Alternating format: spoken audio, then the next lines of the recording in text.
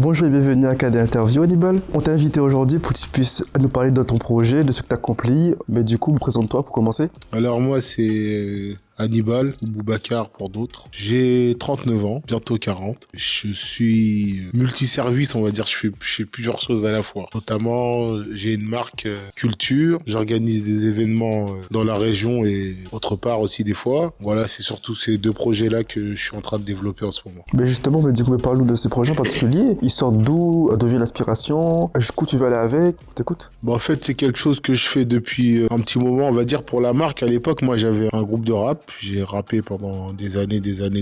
Déjà, à cette époque-là, je m'occupais du merchandising. Ça veut dire, on faisait un logo, ensuite on le floquait sur les t-shirts et lors de nos concerts, on vendait. C'est ça qu'on vendait. Donc, j'avais déjà cette fibre-là à ce niveau-là. Et pour l'organisation, c'est pareil. On a rappé très jeune, grâce à la péniche, en fait, c'est le lieu d'accueil de notre ville. On chantait, mais à côté, on organisait aussi nos propres concerts. Ça veut dire, on chantait et en même temps, on faisait... c'était pendant les vacances.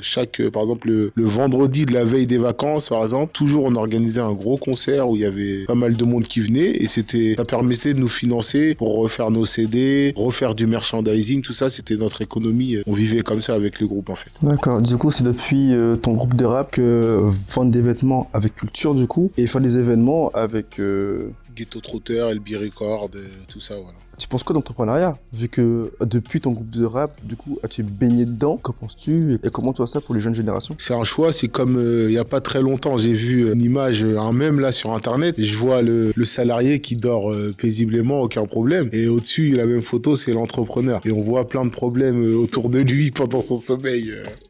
Donc voilà, c'est ça la différence. Entreprendre, c'est bien, ça peut être un grand succès, mais il y a aussi la partie échec. Donc faut pas avoir peur de l'échec. L'échec, c'est pas de tomber, c'est de rester par terre. À partir de ce moment-là, on a bien les idées en place, donc faut pas avoir peur de l'échec et faut avancer, être sûr de soi pour entreprendre. Et tu conseillerais quoi à un jeune entrepreneur de vouloir être autodidacte ou de se faire encadrer par des structures Il y a des structures qui accompagnent très bien, notamment dans notre ville aussi. Moi, je suis très chauvin, donc des amis à moi qui ont rappé avec moi aussi à l'époque, je les balance.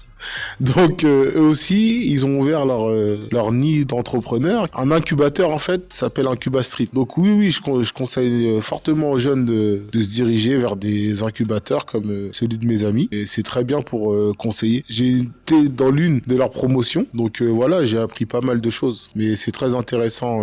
De ce fait, on remercie Incuba Street du coup pour les locaux.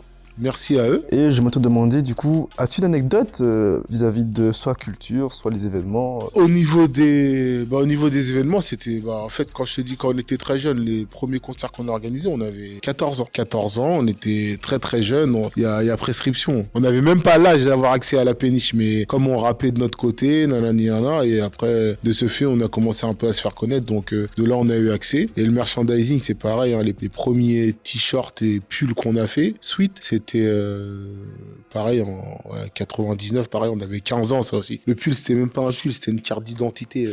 Il y avait écrit le nom de notre groupe, 76 500, tu vois, on était fiers et tout, voilà. C'était plus ça, voilà, pour l'anecdote, quoi, c'était ça. Mais du coup, ta marque s'appelle Culture. Tu veux représenter quoi en particulier? C'est quelle culture, justement? En fait, je parle de la culture dans son terme général. Qui, de nos jours, ne se reconnaît pas dans la culture? Qui n'a pas de culture? Je sais pas, t'es fan de sport, on va dire, tu vas être dans la culture du sport, moi, c'est la musique, d'autres, ça va être la moto, chacun sa culture, mais quand on emploie le terme, il y a toujours culture avant. Donc moi, c'est la culture dans son terme global qui, pour moi, veut dire le monde. Donc c'est réunir le monde. Vos objectifs pour l'année 2024-2025, vu que 2024 est très bien entamé, quels sont vos projets futurs? De continuer à développer la marque, continuer à me faire connaître, continuer à sortir des nouveaux modèles, des nouvelles collections. Où peut-on te retrouver en tant que Hannibal, en tant que Ghetto Trotter, en tant que culture? Essentiellement sur Snapchat, ça va être Hannibal, A-N-Y-B-A-A-L. Après, je suis sur Instagram, la même chose. Sur Facebook, c'est la même chose. Pour la marque Culture, je suis sur TikTok et Instagram. C'est Culture Brand 04. Pour ce qui est de l'organisation, Instagram, Urban Show officiel. Ça va s'afficher juste là.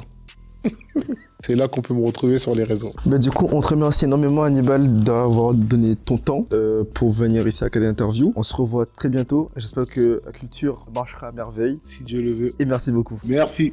Merci à KD Prod.